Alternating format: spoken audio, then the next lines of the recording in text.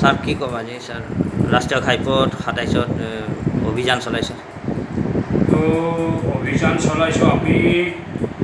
আজি ৰাতিপুৱা ৮:৪৫ এটা খবৰ পাওঁ গোপনীয় খবৰ এটা এইটো ৰাষ্ট্ৰীয় ঘাইপথ ২৭ নম্বৰত এইটো নিমখ নালা বুলি ঠাই এটা আছে তাতে কালভাৰ্ট এটাৰ ওচৰত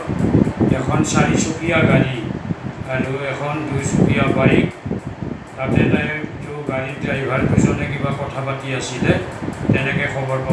পোৱাৰ লগে লগে আমাৰ second officer Nilotpal Bhuyan home guard এজন বেক চাইডত বাইকৰ বেক চাইডত উঠাই যায় তেওঁৰ পিছে পিছে মই যাওঁ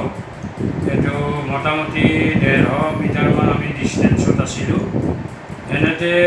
নীলোৎপল ভূঞা আৰু মই ১৫০ মিটাৰমান ডিষ্টেঞ্চত এনেকৈ গৈছিলোঁ